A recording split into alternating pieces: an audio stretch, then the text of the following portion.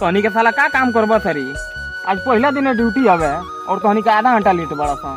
एक काम करे जाइल जाई, ड्यूटी करे जाइल जाई, तो हमनी के मार के भगाई कि ना? हां साला नहीं तहनी कुछ बुझाते नहीं के। एगो तो चोरी कल छोड़ के अगर बहिन ईमानदारी पे आइल बानी जा, एहू में तहनी के लेट करबो सन। के हमनी से काम कराई ना कल से तनी समय पर खाना वाना खाओ के तैयार हो। सब खाना वाना खा बिल बड़ा सन। हां बिहान नहीं के हगो के खाना खा ले। हां साला तना ये न गलती कइले बड़ा सन। कल से हगे नहीं खे जाए के, ठीक बा? खाली बिहान उठे के बा, मुंह धोवे के बा, और मुंह धोला के बाद खाना खा के ड्यूटी चले के बा। ऐसे जानतर सन तहनी का फायदा होई, कुछ देही के आराम मिली। ड्यूटी करत रहबो सन, और जब मैदान लगी तो केहू मैदान आ पेशाब के थोड़ा रोक सकता है।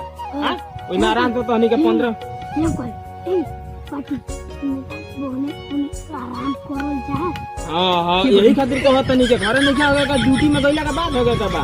20 मिनट के बाद 20 मिनट 25 मिनट आधा घंटा लेली मैदान कइले में कोई दिके एक पेट कर पहुंचे घेरे झरता बा टाइम लागता है। कल के दुनिया रोटी खा ले। हां यही का बहाना कइल जाला।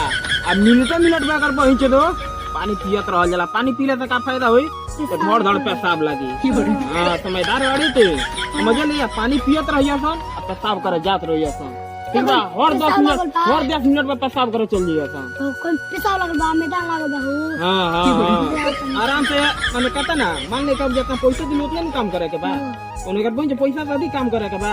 ना मैदान हो के जीवा सन, ना पेशाब करे जीवा सन हूं तो खटात घर वाला मुंगा दी, गाड़ू फाड़ दी, पूरा गाड़ फाड़ दिया सन। मान लो सन बाबू तीन जना बानी जा नो है एकर बहिन जो को काम हम तनी मनी कइल हूं बानी तनी के झाट को नहीं खतम काम कइले। हां महिला था का सुतले से बेहियो दुख लागे। देह तो 4 दिन अपना दर्द करी के जाना के हिसाब ना, लेकिन धीरे धीरे आदत हो जाई तो महिला था दूर धर दी पिए पर धर दी। हां दर्द गोली वाली खा लियो सन महिला था।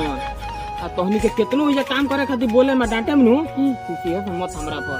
हम घर वाला के देखा के तहनी पर खूब चिल्लाएं, खूब डांट के बोले रे जल्दी ईंटा लेके आओ सन, जल्दी मसाला लेके आओ सन। हम कहें हां रुको मार दे लेके आते हो, रुको मार दे। हां यही कहिए सन लेके जल्दी लेके आओ सन मोर। हां आराम से अपन रहत लेके आओ सन। आ वही में कबो कबो खैनियो मोला लगिया सन। जब काम का प्रेशर आई नु पर देना खैनी निकलियो सन मोला लग काट को दिया सन। यही करे के बा। इतना दवा सन तहनी के जान दर्शन कहां बताओ तनी के देहिया का तनी बचत हुई आ तहनी के साथ साथ हमरो देहिया का बचत हुई महिला सन। अब चला सन काम बहुत ढेर समझाबो नी तहनी के। आ यहू बात पर ध्यान देबे के बा, पैसा एको दिन के छोड़े के नहीं के, रोज के हाजिरी ले लेबे के बा, ठीक बा? हां ई बात सही कहले, भले 2 रुपया कम दे लेकिन हमरा रोज दो। महिला सन मान लो सन